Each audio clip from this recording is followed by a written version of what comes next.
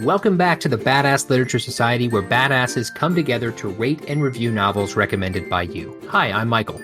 This is Barbara. And I'm Lauren. This month we read The Cuckoo's Calling by Robert Galbraith, or JK Rowling. It was recommended to us by listener Aubrey Barton, so thank you for the recommendation. Yes, thanks, Aubrey. For a little editor's note here, the Badass Literature Society does not support discriminatory or hateful speech in any form. We stand by the LGBTQ plus community and all the fans who found a home in the Harry Potter series and work to provide a safe space for fans. If you, like us, feel impassioned about trans rights, learn more or donate at www.transequality.org. Thank you, Lauren. So like always, we split the podcast into two sections, a spoiler-free discussion and then our overall score. And then after that, a more in-depth discussion of the plot and the ending, which will obviously be spoiler-heavy, especially for a book like this, which is a mystery, as well as our individual scores for the book. First, though, let's talk about the author. So like Barbara said, Robert Galbraith is the pen name JK Rowling uses when writing the Cormoran Strike series. She's a British author and philanthropist. She's best known for writing the Harry Potter fantasy series that Lauren and Barbara talk about every single week, which has won multiple awards and sold more than 500 million copies, becoming the best-selling book series in history. She was born in Yate, Gloucestershire. Rowling was working as a researcher and bilingual secretary for Amnesty International when she conceived the idea for the Harry Potter series while on a delayed train from Manchester to London in 1990. There were 6 sequels, of which the last was released in 2007. Since then, Rowling has written several books for adult readers, like The Casual Vacancy and crime fiction Cormoran Strike series, of which The Cuckoo's Calling is the first one. In 2020, her political fairy tale for children, The Ichabog, was released in installments in an online version. When asked was it always her intention to write these books, the Cormoran Strike books, under a pseudonym, she said, "Yes, I really wanted to go back to the beginning of a writing career in this new genre, to work without the hype or expectation and to receive totally unvarnished feedback. I wanted it to be just about the writing, and it was a fantastic experience. I only wish it would have gone on a little longer than it did. I was grateful at the time for all the feedback from publishers and readers, and for some great reviews. Being Robert was all about the work, which is my favorite part of being a writer since my cover has been blown. I continue to write as Robert to keep the distinction from other writing because I rather enjoy having another persona." Rowling has lived a rags-to-riches life in which she progressed from living on benefits to being named the world's first billionaire author by Forbes. According to Forbes, she's the second highest-paid author in the world. However, Rowling disputed the assertion, saying she was not a billionaire. Forbes reported that she lost her billionaire status after giving away most of her earnings to charity.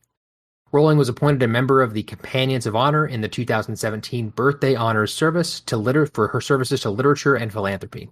In October 2010, she was named the most influential woman in Britain by leading magazine editors. Rowling has supported multiple charities, including Comic Relief, One-Parent Families, and Multiple Sclerosis Society of Great Britain, as well as launching her own charity, Lumos.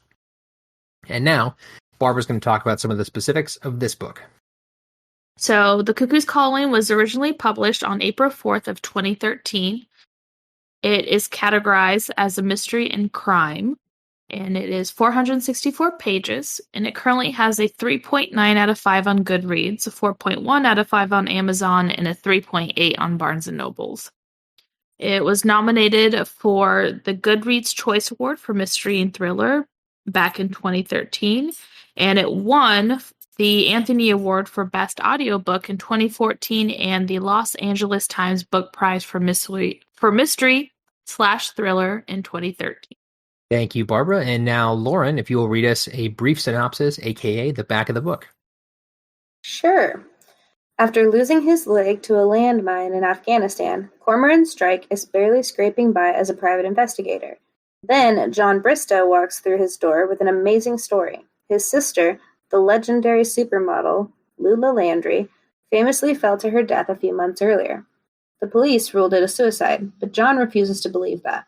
The case plunges Strike into the world of multi-millionaire beauties, rockstar boyfriends, and desperate designers, and it introduces him to every variety of pleasure, enticement, seduction, and delusion known to man. All right, thank you. So, here we go. What do you guys think about The Cuckoo's Calling? And remember, no spoilers. I will let Barbara start for this one.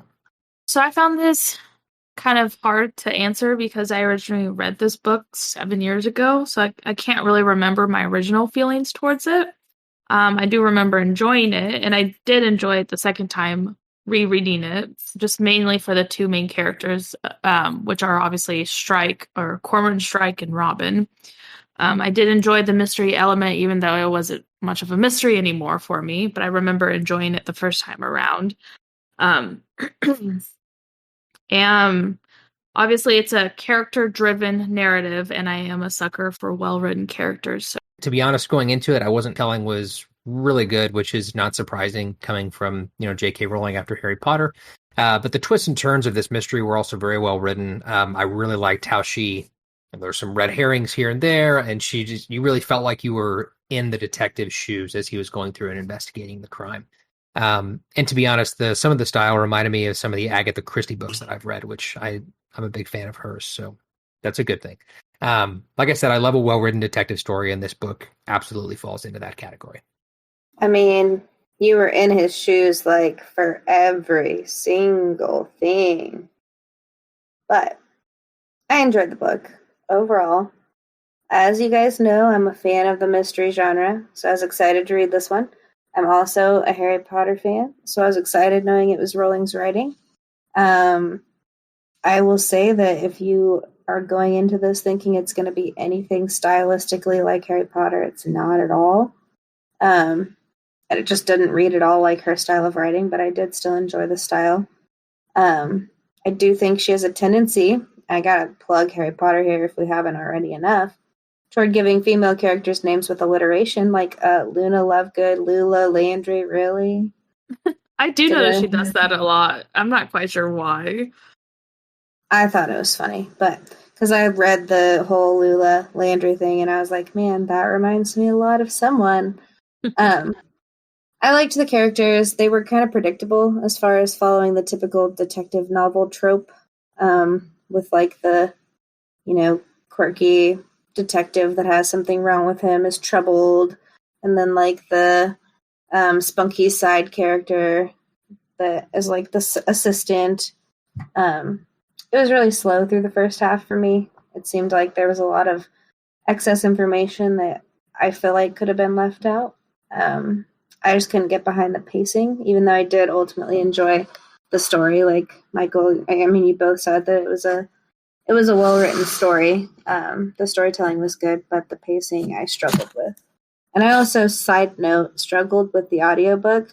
And apparently the audiobook won awards, but I struggled with the reader. And I'm just really picky when it comes to the voices. So I don't know why I didn't like it. I just didn't click with me. Well, fair enough. That's all right. So like you guys know, we're not going to go into our individual ratings at the beginning of the podcast. You got to wait for that.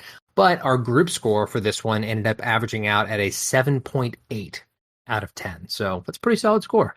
I don't know exactly where that falls, but I'm guessing it's going to be near the top of the books that we've read. So as always, our next question is, would you recommend this book? And I'm going to let Lauren answer that one first.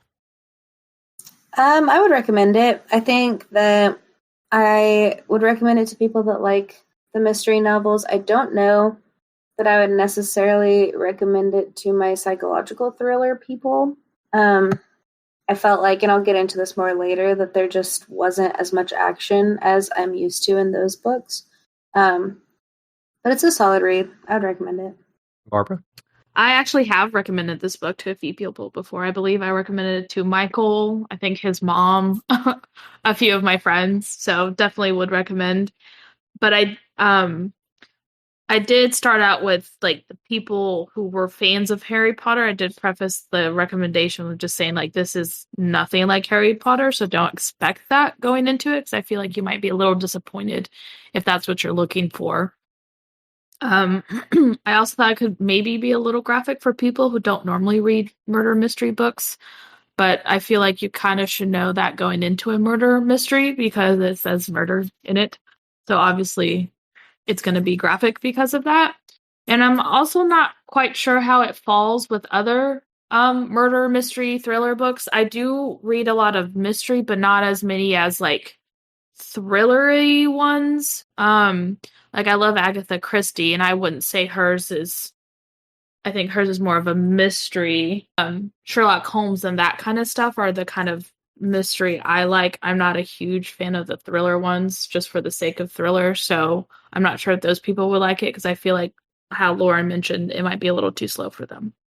Yeah, that's true. Like Barbara, I would recommend it 100%, unless you just tell me, I guess if you tell me you hate mystery, I'm not going to recommend it to you. But, or if you are not someone that wants to or chooses to read books with violence in them, but in that case, you're probably not going to be picking up something from the mystery section because murders happen. Because yeah, the book is, as violence goes, it's pretty graphic when the violence is there. There's not a lot of it, but when it's around, it's described pretty graphically. But yeah, I really liked the book. I can't think of anybody really I wouldn't suggest the book to. I guess unless, kind of like what Barbara and Lauren have said, if someone came to me and they were like, I love the Alex Cross books. I'm a big fan of those and Brad Thor's books, but I'm not a big fan of Agatha Christie or those kind of things, then I wouldn't recommend it because they're not going to be happy. Like Lauren said, there's not the action in this book like there is in those books. And if you're looking for a detective story with action, this isn't where you want to go. It's just a good story. But otherwise, 100% I would recommend it.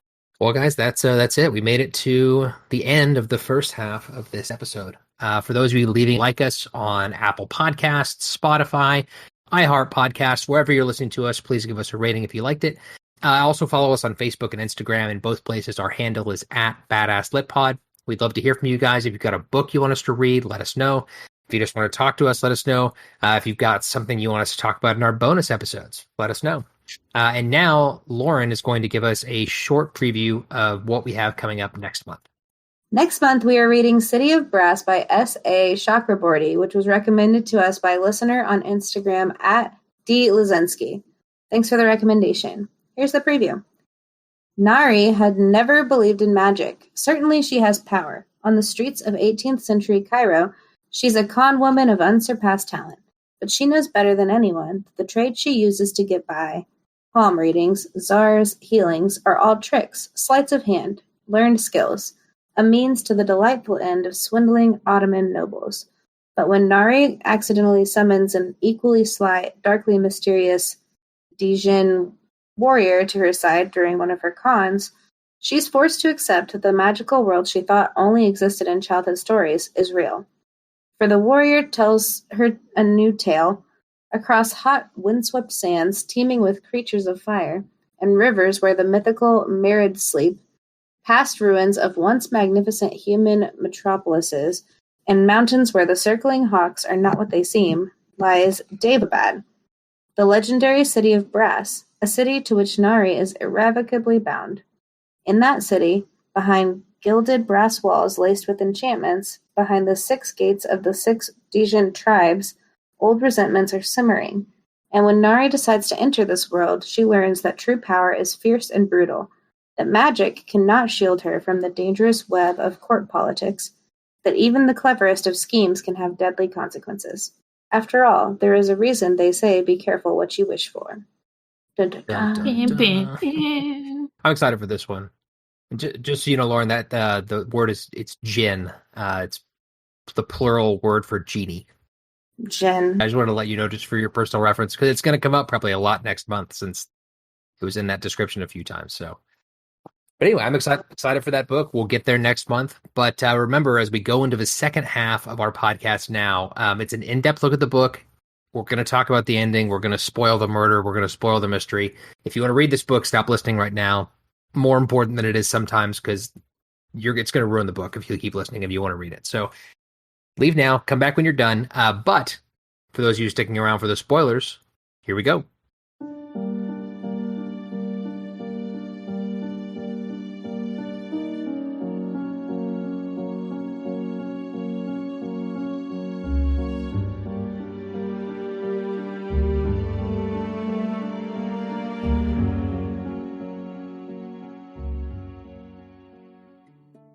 Hi, This is Leah Stuhler, creator and host of YA Book Chat podcast. If you love reading young adult books and chatting about them with your friends, then head on over to my podcast and take a listen.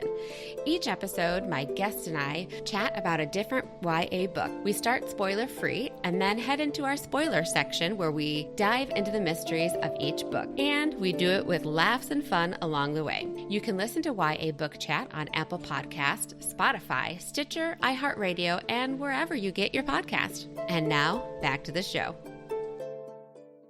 All right, so like every second half start, we're going to ask, well, I should say like every season 2 second half start, we're going to start by asking who wins the Badass Character Award this month. And I'm going to let Barbara give her nomination first. Oh, Robin, hands down. She the real MVP. I second Robin. I also nominate Robin. There's all three of us picked Robin. It's unanimous. Robin was the badass character of this book. I mean, Cormoran Strike is obviously a badass, but I think Robin's like a surprise badass. So that's why at least that's why I nominated her. Well, she surprised Cormoran. Like, he wasn't expecting her to be like competent or any of these things. So it's kind of nice to see her show off those skill sets and stuff like that and surprise him and the readers throughout the story. So that's why I picked her. Yeah. I mean, didn't she start off as just a temp? She did. Secretary temp. Yes. Yep. So like a week-long placement or something turned into all of the things. I really liked Robin. I mean, her arc was just cool. Like, you know, she starts off as a temp, like you said, and then she's all giddy to work for a private investigator, like I imagine I would be if I was in that situation, because I also love like solving mysteries and stuff like that. And it was fun to see her bloom into the character at the end. But I feel like that's every kid's dream. At least I thought it was mine, just to be like solving crime, especially because like CSI was such a huge thing growing up that it kind of like put that kind of stuff into the forefront. So I think all these kids grew up being like, I want to do that. Plus, I mean, you grew up reading like the Hardy Boys and Nancy Drew and some of those mystery books for kids too that were, you know, they were Boxcar Children. Yes. You really aged us there, Michael. Thanks. I know, I did. I mean, not really, because like my dad read the Hardy Boys when he was a kid. My mom read Nancy Drew. They've been around for a long time. I didn't read those as a kid. That's a little too old for me. They've withstood the test of time. So, moving on to our first actual question. What did you guys like about the book? What did you dislike about the book? And was there a specific moment in the story that really hooked you in? And I'm going to let Lauren start on this one.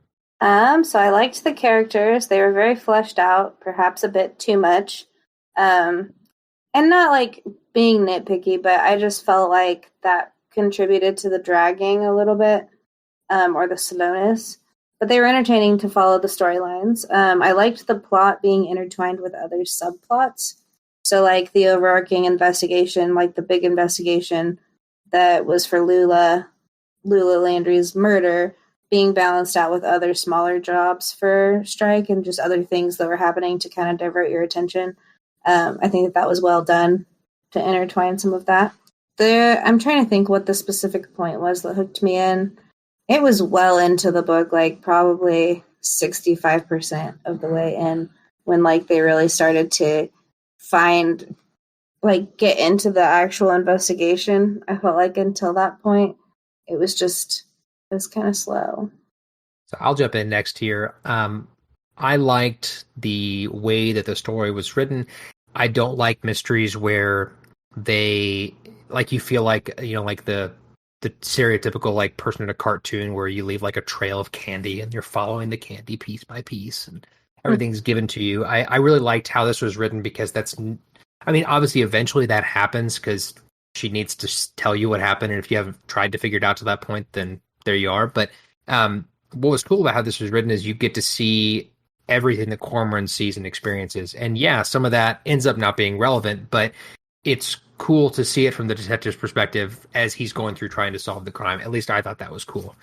The only thing, actually, there really wasn't anything I super disliked about the book. There were a couple areas that dragged, but I think that's going to happen in any book. Like, you're very rarely going to pick up a book and just blaze through it and think, wow, the pacing was amazing. So there were a couple drag spots, but otherwise, really, I wasn't anything I want to jump out and say I disliked. As far as the point that hooked me in, that's hard to say. It was probably a few chapters into the book, somewhere around like the 25% mark, when Strike really starts to take the investigation more seriously. Because at first he's, like everybody else, convinced that she committed suicide, and when he starts taking it more seriously, and that's when I got more invested, I think, and really got hooked to figure out what happened. What about you, Barbara? So, like I mentioned before, I really enjoyed Strike and Robin as characters. I enjoyed reading about their growing partnership. I liked how certain scenes showed how they were as people. And I also found myself wanting more about Lula, and kind of sad that she obviously, like, you find out she died literally like the first thing. So it's not like a surprise to anyone. But like the more you kind of got to know her, it's one of those instances where like normally I don't really care about the people who have died.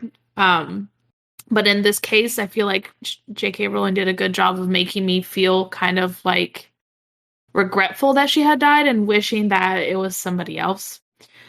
It was a bit of a slow burn when it came to the actual mystery aspect, because obviously Strike wasn't really too serious about taking on the case. Much like everyone else, everyone thought it was a suicide, and so it kind of was a slow burn to getting into that.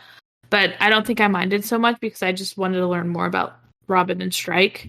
I still feel that way after rereading the book, so I feel like she did something right because of that. Like I mentioned before, it's kind of hard to reread a murder mystery once you already know what happened, because that's kind of the fun of those books. And I think that's why these books are kind of different in the sense that, yes, you're reading it for the mystery, but I think she wrote it the way she did so you can keep rereading it and still enjoy the characters. I think it was written more for a character-driven plot with a side of mystery per book. It's going to be a new mystery, but then you get these characters that you kind of fall in love with.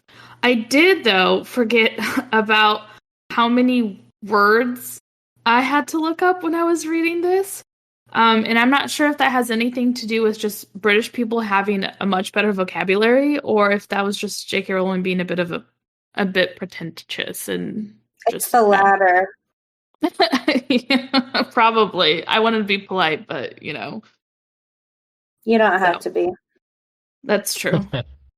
I was right there with you, Barbara, as far as the vocab went. I think I looked up more words when we read this than I have any other book that we've done the podcast. Well, what about Teenage Ghosts?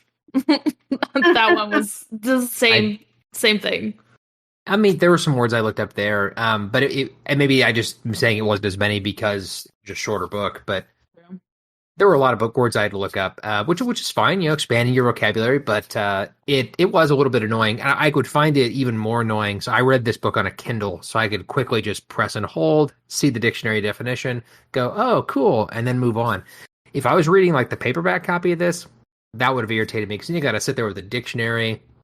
Or get on your phone and Google it. I was going to say, who the hell pops out a dictionary nowadays, Michael? You know your ass be Googling it on your phone. Don't even pretend.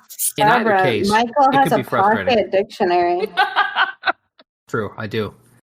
So yeah, I'm glad you brought that up, Barbara, because I also had to look up a bunch of the words.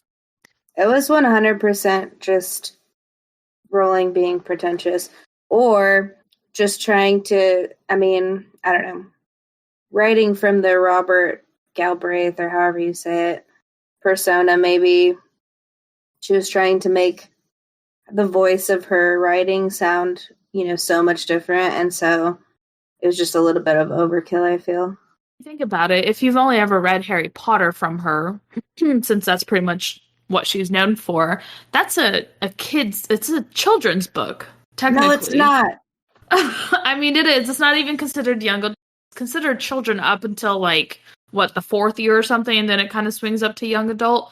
So she's not going to have these big words because kids just aren't going to know it. So I feel like maybe she tried a little too hard to kind of jump the gun and be like adult book. So we need, sex and large words or big words. And I feel like she overdid that. She's flexing her vocab. But I mean, also, maybe I just don't. I mean, I do a lot of reading, and I feel like I know a decent amount of words, and I was still looking up quite a few of these. I feel like there were maybe just older words that I've never even heard in another book either, but who knows? And like you said earlier, maybe they're just more commonly used in the UK too. That could also be what it is. Because like you also mentioned, I feel like all three of us have a pretty solid vocab from all the reading we do and writing we do too. On top of that, we're educated people. We have we know what we're talking about. But anyway, moving on to the next question. Much of this book is devoted to interviews and conversation, and as a result, some readers have critiqued a lack of action. How did you respond to the dialogue-intensive construction of this book? Michael, why don't you go first? I actually was going to, so thank you so much for giving me that introduction. I wanted to feel like it felt like Michael. It did. It was. I feel, like vindicated, like someone gave me. I'm empowered now. I shall forever do this. So great. So I didn't see this as a negative. I also don't mind reading dialogue-heavy books. I feel like a lot of the stuff that I read is dialogue-heavy, especially when it falls into this category and similar ones like mysteries and like political thrillers and psychological thrillers. I find those books tend to be more dialogue-heavy than fantasies and sci-fi and other books like that. So I didn't mind it. It didn't bother me. I thought that it was kind of a cool way to tell the story because you're getting, like I said before, you're getting his perspective as he's interviewing these people. So it didn't bother me. The book is certainly not action-packed. I wouldn't tell anybody that it was. But like I also said earlier, I don't think that a good whodunit detective story should be action-packed. There's a time and a place for that. And don't get me wrong, I love those too. As I've said before, one of my favorite series is the Alex Cross books by James Patterson. He's also trying to, solve a crime, but more often than not, he's trying to catch a killer that's like actively killing people. And it's more of like a cat and mouse chase as opposed to the detective experience that I think you get here. So to each their own, but it didn't bother me. What about you, Barbara? No, that stuff like that doesn't bother me. I think a well-written book is more than just action. And if you have really good and engaging plot and characters, I don't think you need to throw in action for the sake of just throwing in action. I don't think every book needs that. And I think the problem with that is if you can't write good dialogue or good interview or good conversation or good characters, then you're going to have a crap book if you don't have action nor that. And sometimes that does happen where it gets a little stagnant. But in this case, honestly, like that's the kind of stuff that I really enjoyed about this book was the conversations between characters and not necessarily the action. Plus, with this book, it's not like they're trying to kill. They're trying to kill. They're not trying to find a killer that's doing multiple hits here. Like they're, one crime happened. They're trying to find that one person for like the passion crime type thing. Like the person's not going to go out and murder more people.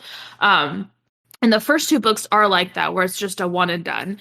The third one, I think you get a little bit more action because of that, where it's like multiple things kind of happening. So I think that's something to consider as well. Unlike these other books where it's like Michael mentioned, it's multiple kills or bodies lying around and the police are trying to do it quickly, trying to find this so they can prevent other murders. So I think that had a little bit of a bearing on it. But overall, it didn't really bother me because I was entertained with the characters and the situations and their like Strike's monologue and Robin's monologue. So. And last but not least, Lauren. I feel like you don't have to have action for like a well-written book necessarily, but I feel like for this book, it needed a little bit more for me. I would side with the readers that are critiquing the lack of action. I feel like I love a great dialogue, and I think that this was, she did a good job of that, but I feel like a little bit more action would have helped it move along, at least for the first half of the book. Fair enough. And everybody's gonna have their own opinion on that, and action is exciting too. So I get where you're coming from. So moving on from there, next question is really focused on the whodunit part of this, and I'm excited to ask this because it's always interesting to know who figures things out. So the question is, did you figure out the ending? When did you know who the killer was? What clues helped you? As the plot began to unfold, which revelations surprised you the most? And was there a truth that was buried beneath all the layers of deception?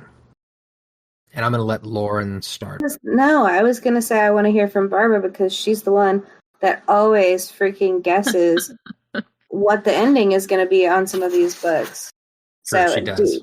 Oh, now I'm seeing your notes. You said you don't remember. No, it's been too long. I know. Like, if 7 years ago Barbara would have known she would have been doing a podcast over this book, she would have written. This is why maybe I should start keeping a book diary like some people do. Yeah, because I was super curious. Yeah, I'm not gonna lie. Like, I always thought that was weird to do that, but now I can see kind of why. Because you don't remember like your initial, thoughts and emotions and stuff like that of like reading the book for the first time. You kind of lose that when you reread things. So I'm a little bummed about that.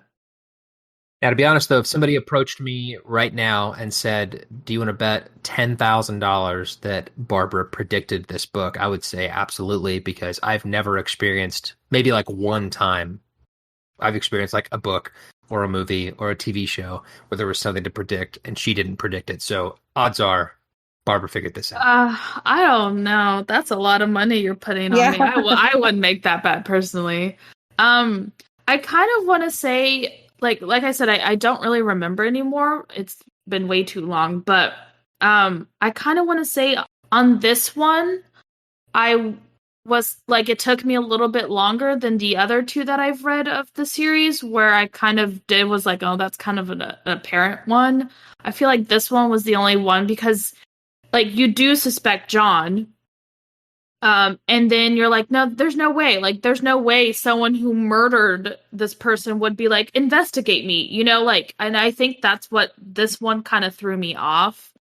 Because I was just thinking, like, what kind of idiot would do that? But it was actually kind of fun rereading it because I actually caught all these subtle stuff that she kind of drops that as the first time reader, you probably aren't going to catch. And I even like highlighted in my Kindle version too. Like, there's one point where, oh boy, Michael, her name is Sierra, but it's not Sierra, and I refuse to pronounce it correctly. What is her name? Can't do it. It's Kiara. Yeah, it's Kiara, not Sierra, Kiara, but where are we getting a Kiara? Regardless. Anyways, Kiara mentions like, oh, Lula is going to leave all her money to her brother. Well, as the reader, you only think she has one brother. You forget the fact that she's adopted and has potentially other brothers and sisters. And so when you're first reading that, you're like, well, yeah, obviously she's going to leave it to John or, like her mom. But really, Lula told Kiara she's leaving it to her actual blood-related brother that you don't find out that she has until obviously much later. So that was kind of fun rereading it and picking up on these little hints and clues that is like right in front of your face. So I thought that was a fun part of rereading, the drawback of rereading a book, because I really don't remember. It's been way too long for me. It's 7 years. The other two books I've recently read within the last, I think, 2 or 3 years, and so I remember those more. See, I wondered about it being John early on. Like, I was like, I feel like it's him. But then, just like you said, like, I thought better of it because it would literally make no sense. Like, why would you initiate an investigation that you got away with a murder? Right. Unless, the only thing that I could think of for that was, like, he wanted to get caught. Like, something in his subconscious. He was either just so cocky, like BTK, or something in him wanted to be caught. But when it came out that was who it was, I was genuinely surprised. Because I had, like, poo-pooed that idea early on. So if you're still listening at this point, you're having a real bad time because Lauren just told you that the killer was John Bristow. I mentioned that, sweetie. We're in the spoilers. We're in the spoiler section. I know. I was just having some fun. I was like, I mentioned John like 4 times, so like you're having a real bad time if you didn't catch that. So I did not predict the entirety of the thing. I think like 70% in, if I'm guessing. I told Barbara, I was like, I think John did it. And it was hard for me to come to that conclusion, which was probably intentional. So go you, JK Rowling. Because obviously, like you guys have said, like he paid for the investigator. Like that's so dumb. Why would you do that? But anyway, so I thought that it's like this is kind of suspicious. Like there's some stuff that's just not adding up. But I definitely didn't guess the entirety of what happened. You know, I didn't guess that like all the hiding and like trickiness, and that he like hung out in the empty flat that DB Mac was supposed to be in, and that also he killed his little brother when he was like 12 years old, and he was ready to kill Strike, and like John was a lot more sadistic than I gave him credit for. I thought it was a crime of passion. That was my guess. It clearly was, but dude sat there and stewed about it for hours before finally going up there and killing her. So crazy. Anyway, but yeah, I mean, in the finale of the book, when he Strike is sitting across from John in his office, going over how he knows that what he did. Like there were some clues that he brought up that I was like, oh man, I should have caught that. And that was kind of fun to talk to Barbara about, because she obviously was reading this for the second time. And so she got to see some of the things that maybe she didn't see in that same light the first time. So that was kind of fun to hear about that. But frustrating from a first time reader's perspective, be like, oh, I should have done that. So what makes Lula Landry's apparent suicide suspicious? Lula's character is gradually revealed as the story progresses. What kind of person was she? And since Lauren is our resident therapist, I am going to let her answer this question first. So I feel like as part of it was suspicious because, or they were trying to make it seem as if it were suspicious by like citing that phone call with the voicemail or text, I can't remember which, where she's excited about a new deal coming up or a new something. It was an audiobook. I don't remember specifics. And he's like, you know, she wouldn't have been that happy if she was about to kill herself, because that was the same day that he got that call. And I feel like if we look at several of the suicides of famous people within the last 10 years, many of them were outwardly really happy, positive people. So that alone would not be enough to convince me to investigate necessarily. So I feel like I was kind of on the train of, you know, I get that this is a mystery novel. I get that this is ultimately, it's not going to be a suicide because that would be too easy. And Barbara, what do you think?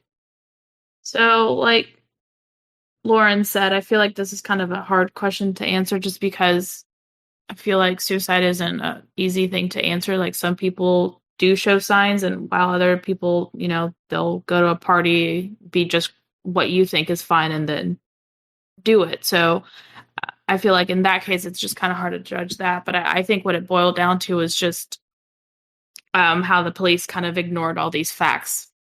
The fact that Tandy heard someone upstairs arguing with Lula, and then they just kind of wrote it off as a drug paranoia. Like, I feel like she didn't change the story. The only thing that kept changing was how she heard the voices, but she was very adamant on that she heard the two voices in argument, and it was a male's voice that she was hearing her argue with.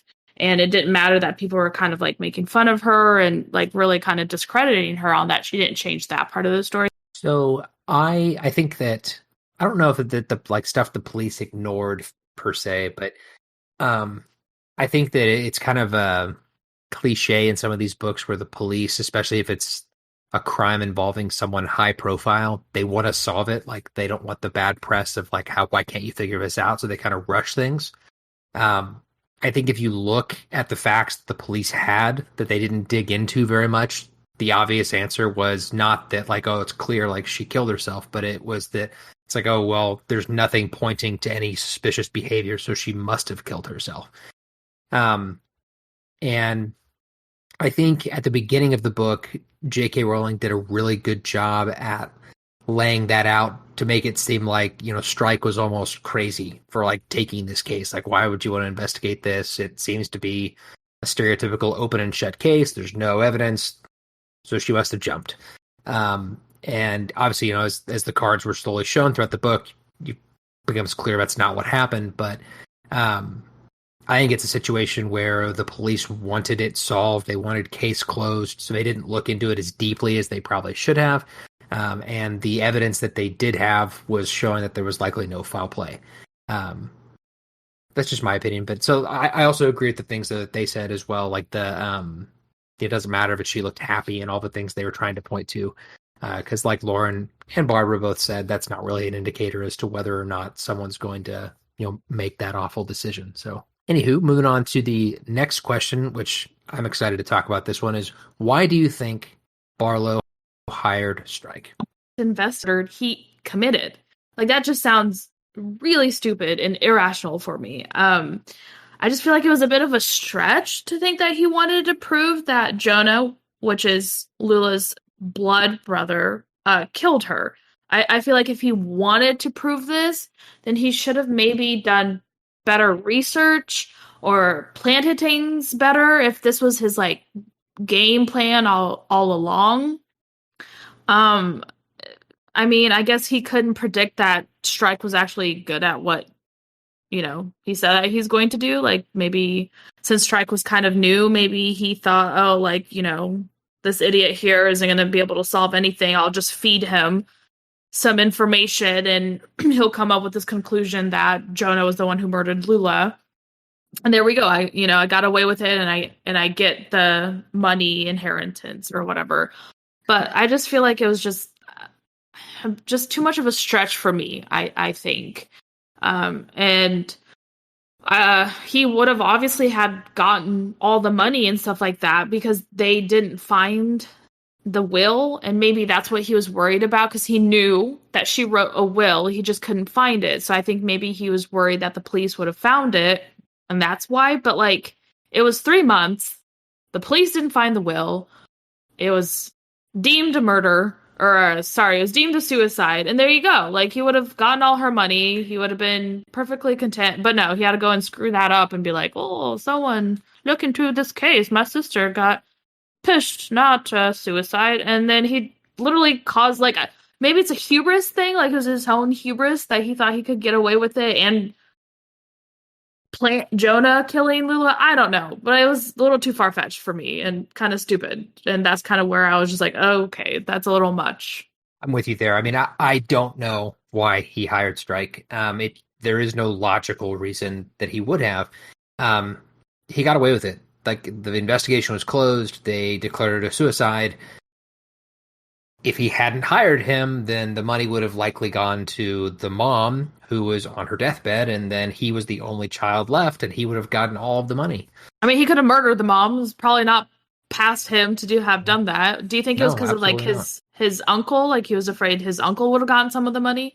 I mean, maybe, but I think that what you brought up at the end is the only thing I can think of is just that dude is a psychopath, and he got cocky. He was like, haha, I got away with this. I bet I could even, I'm going to hire a private investigator, and even they're not going to be able to figure out what I did. And maybe that's why. That's still really dumb, but obviously those people don't think logically. I mean, we're talking about a guy who killed his sister, killed his brother, and like Barbara just said, probably would have killed his own mom. So not exactly a rational thinker, but I don't know. I don't get it. I mean, the only thing I could think of that's like quote unquote logical is that he wanted like an extra layer of protection. So it's like, no, like, well, it's not me. I hired a private detective. I'm still the only one investigating this. And I mean, I guess that makes sense, but there's also no reason to do that because the case is closed and no one's looking at him. It's not like there's like a rogue cop that suspects it might have been John. And so he's got to like put on this face like, oh, I'm really, I know that something happened. I'm going to investigate. And I don't know. I thought it was dumb. I don't know if it was hubris or that or whatever, but I do think that if he had not ever hired Strike, that he would be a rich, free man. Lauren? Yeah, he definitely would be a rich, free man. It's really dumb that he hired Strike to investigate a murder that he already got away with. I mean, just like you guys both said. And like I kind of talked about earlier, I feel like psychologically there would be two quote-unquote logical reasons for this from that perspective. One would be that in his subconscious he was feeling guilty and felt like that he wanted to be caught. to be held accountable. And 2, it's the whole BTK thing, for those of you that are familiar with that case, where you just get so cocky that you just think that you are above being caught, and so you're just playing games at that point. Or, it's that addiction to danger or close calls or things like that, where you start to get a rush from almost being caught. And those are the only two, somewhat, like I said, not logical, but the only two reasons that I could think of that would cause someone to investigate something that has literally already ended in their favor. Yeah, so it sounds like we're all on the same page as to that this guy is just crazy for wanting to investigate his own crime that he got away with, but that's what happened. It was an interesting thing in the book, I guess, but it was because obviously he's trying to fool the reader. Fourth wall breaking. No, I don't think that's what happened. But that's kind of what it ended up being. I mean, it was a device to fool us because, like, why would the person who hired the detective be the one who killed her? So are you saying if it was a cartoon, there would be, like, breaking the fourth wall and he'd look into the camera and be like, he, they don't know, it's me, muahaha, evil laughter, then look back like nothing happened? Exactly. If it was, I mean, they should have cast Ryan Reynolds in the TV show and he's great at breaking the fourth wall. He could just lean out and say, "With me all along." So I don't know. That's the only other thing I can think of. But moving on from there, one of our staple questions. I'm interested to hear what Lauren has to say on this. So before I even ask it, I'm going to tell her she's going first. Was the book the right length? Were there any parts you wanted the author to expand on or sections you thought should be shorter? It was too long. Damn long.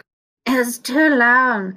And I think, so my issue with length in books is not necessarily an issue of the physical length of the book, as it is that it seems like some of the books that we read that are longer also are slow burns.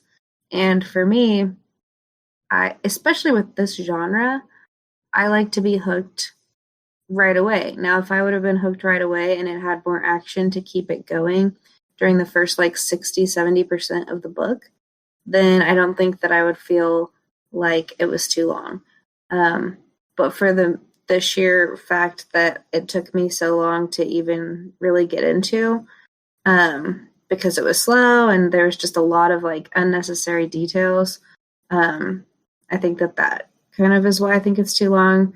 Because obviously the Harry Potter series from start to finish, I can't remember the actual page count, but it's a lot. And I've read that, countless times and would again. So it's not really an issue of length as much as it is just pacing and, I don't know, plot. That's fair. I have the exact opposite opinion, almost, as you. I thought the pacing was great. It was a slow burn, but I think this was the kind of story that called for that slow burn, personally. The length, I mean, I think you could make arguments both ways that, then you end up losing from the book. So I think that the book was the right length. I think that the pacing was good. I don't think there's really anything I would have expanded on either. So I just think that she did a really good job. It was just, everything was great. Barbara, what did you think on this one? I thought it was fine length. Maybe it could have been a little shorter, but otherwise I don't have any complaints. Like I said, those kind of side notes that maybe you think it's not relevant to the plot of the murder of this book. You kind of, it's building on these characters that you're going to be with for all the next books. And that's kind of why I like the way this was written. Because, I have read a few of Alex Cross books and stuff like that. And honestly, the best part of me reading that was I had no idea at the time when I read the first one of that one that I had jumped into.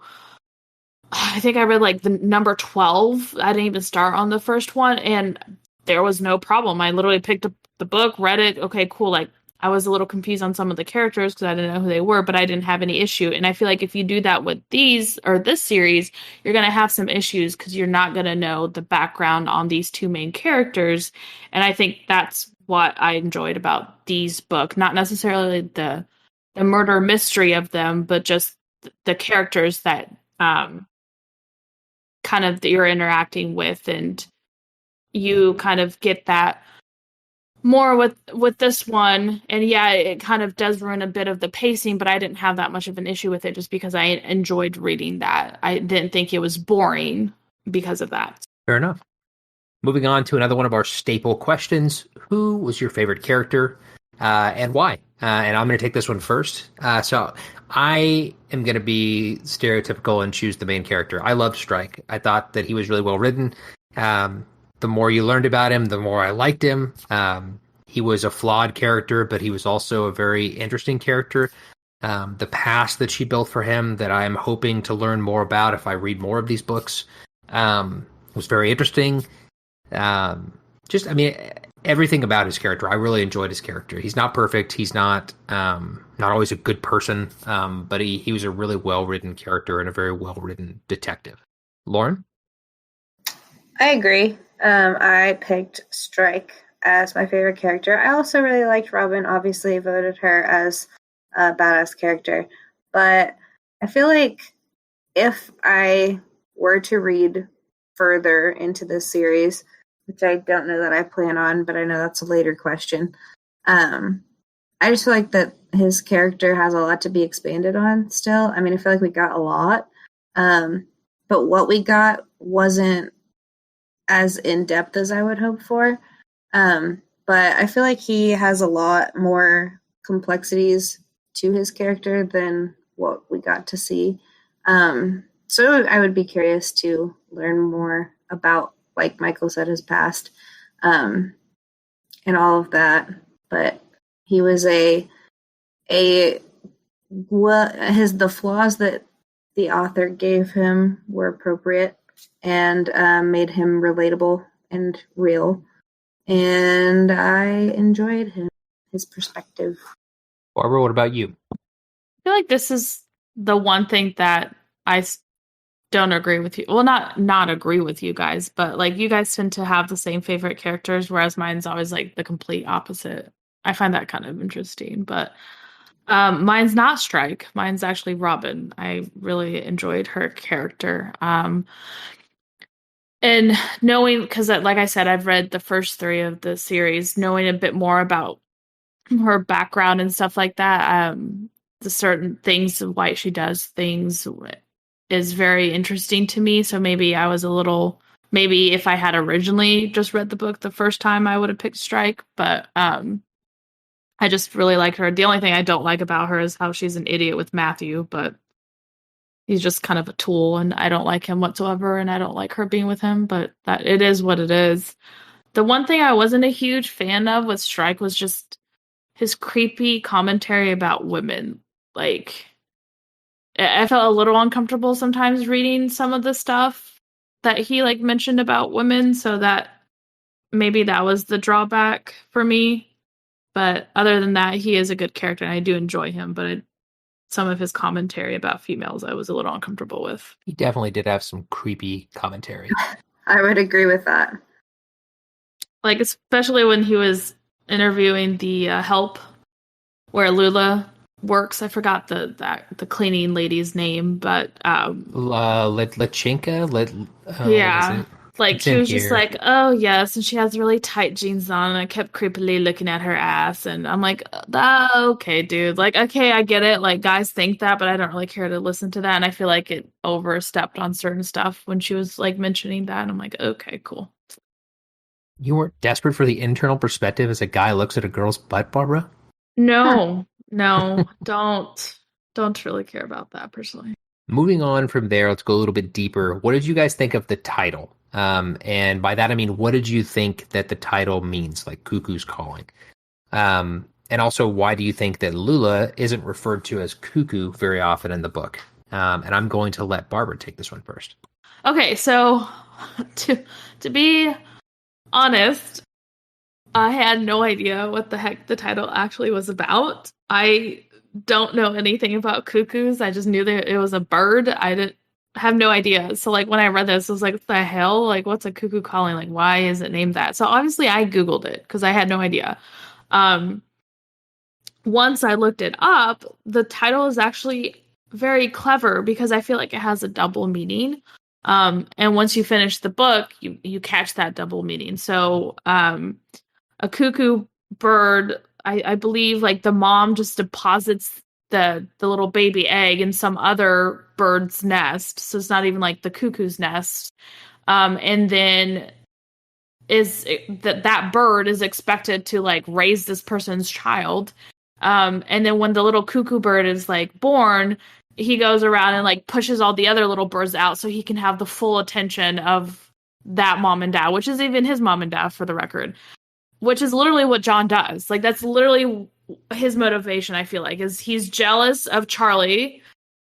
And so he goes and gets rid of Charlie, and because he wants the full attention of his mom and dad. And then they go and grab Lula, and then he spent all this time, plotting, I guess, or like finally kind of was pushed over the edge to murder her too, because mommy and daddy didn't love him as much either. So I found that really interesting for the title, as far as why she's not referred to as Cuckoo, except for Guy Sommet.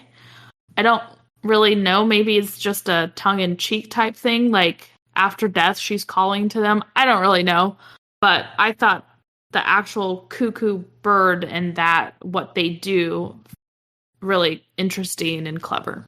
Lauren, what about you? I just put that her fashion friend, I couldn't remember how to, Guy Sommet. Yes, was really the only one in the book that calls her that. And it wasn't very often, like you said. But the fact that Cuckoo's calling can also be connected to adultery was interesting to me. Is it really? How's that? Now explain this to me, because I have no idea, like, how. So it can be linked to adultery. So basically what I was reading said that the cuckoo's famous breeding antics have meant that they've been held for centuries to be representative of adultery and cuckoldry. So perhaps inspired by an old Roman tale that one could alert a husband to the presence of an adulterer by calling out cuckoo. So that was what I read. So I thought that was super interesting. As far as just the whole themes of the book went. Yeah, for sure. I didn't know that, so I appreciate you bringing that to the table. My answer is pretty much what Barbara's was, because we looked it up together when neither of us really knew what the title meant. So it is really interesting when you think about both of those perspectives. And I think that that's very clever. I'm wondering, when I read her other books in this series, if those will also have similar deep meanings. I know I'm not going to ask Barbara to answer that, because spoilers probably, but yeah, and yes. It was interesting that Lula is the one that's referred to as Cuckoo in the book, when in reality, like Barbara said, based on that description, John is clearly the cuckoo in the nest.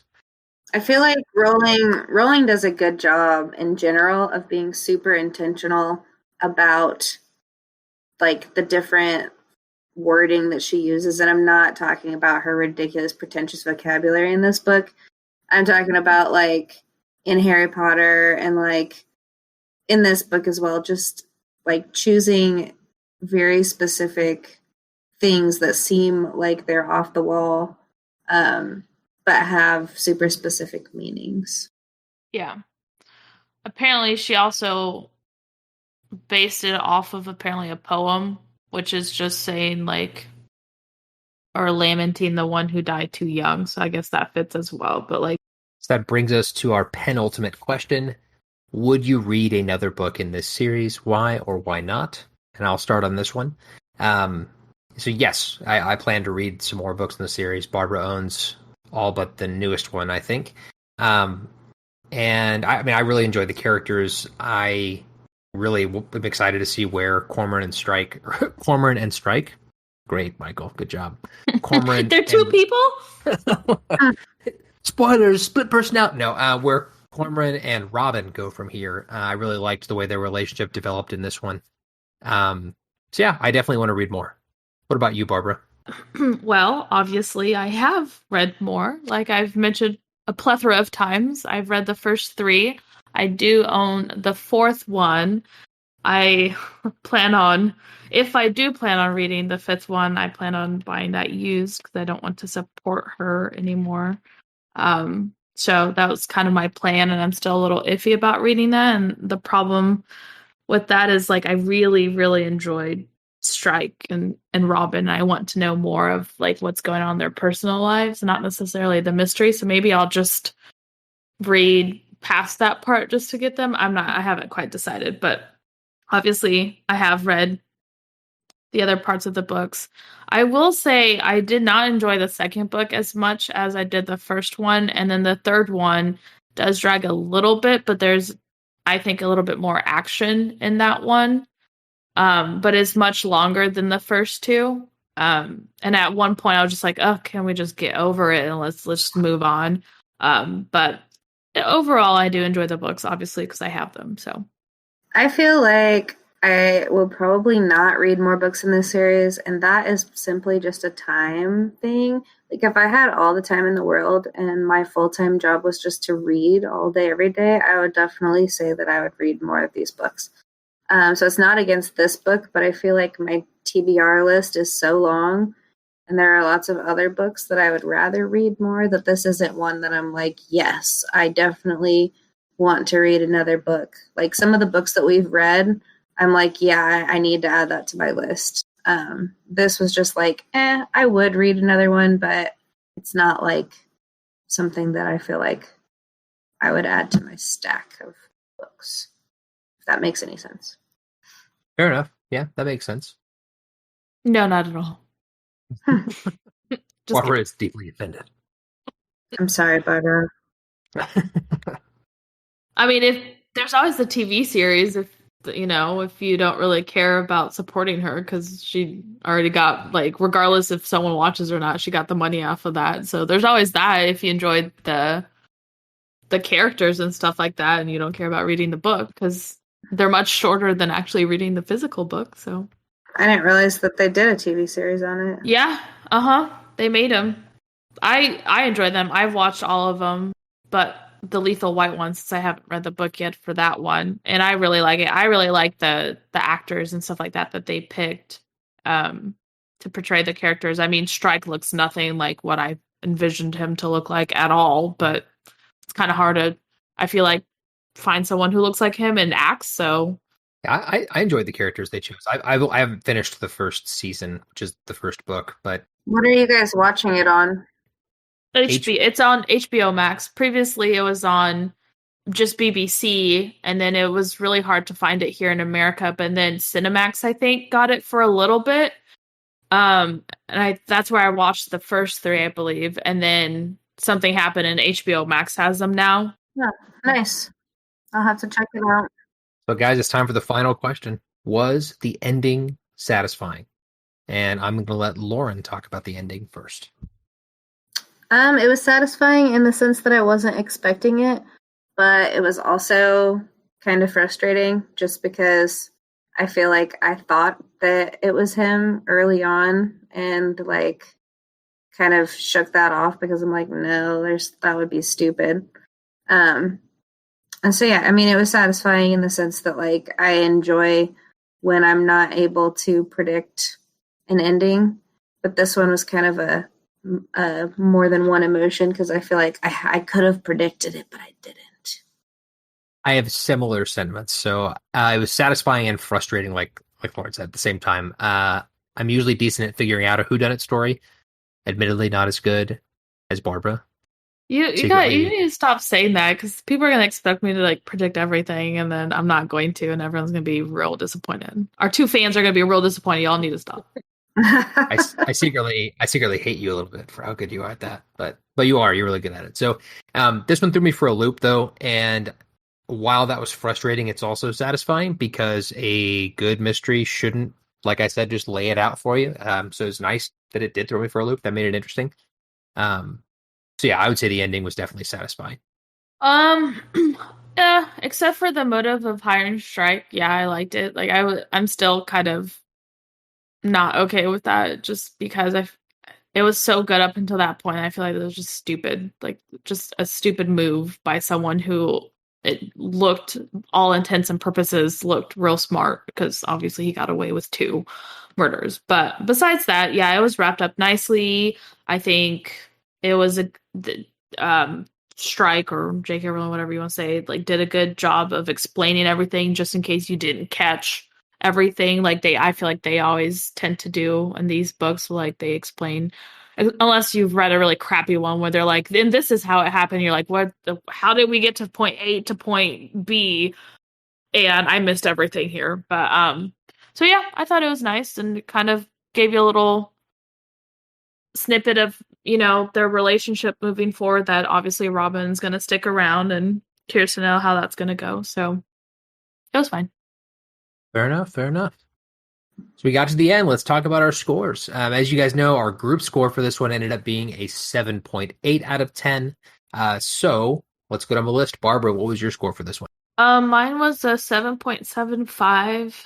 And I feel like if 7 years ago, if you would have asked me what it was, it probably would have been much higher.